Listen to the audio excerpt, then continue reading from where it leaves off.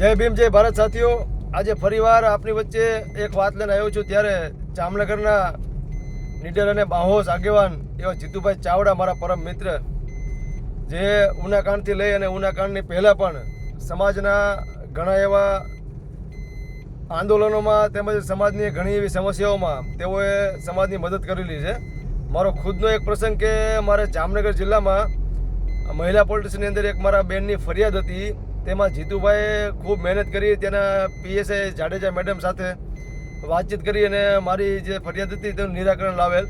તો આવા નીડર અને બાહોશ આગેવાનનો મને એક વિડીયો કાલે મળ્યો છે, જેમાં તેઓ કહી રહ્યા છે કે તેઓ પોલીસના ત્રાસથી આત્મહત્યા કરવા જઈ રહ્યા છે.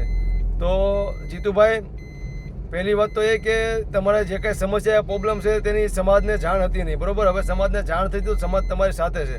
અને સમાજને પણ મારી વિનંતી છે કે આવા આગેવાન જે સમાજના કોઈ પણ તકલીફમાં દુઃખમાં ખંભેથી ખંભો મળાવી અને ઊભા હોય અને જે સમાજને કોઈ પણ અન્યાય અત્યાચાર થાય તેને લડત લડતા આગેવાનોને પોલીસ દ્વારા કે સત્તા પ્રશાસન દ્વારા જે દબાણ કરવામાં આવે છે, જે ટોર્ચર કરવામાં આવે છે, તો સમાજની પણ ફરજ છે કે આવા આગેવાનોની સાથે આપણે પણ ખંભેથી ખંભે મળીને ઊભું રહેવું પડે.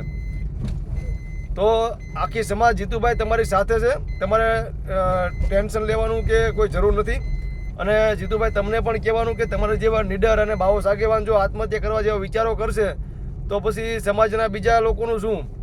જીતુભાઈ, હિંમત રાખો, અમે તમારી સાથે છીએ. જય ભીમ, જય ભારત.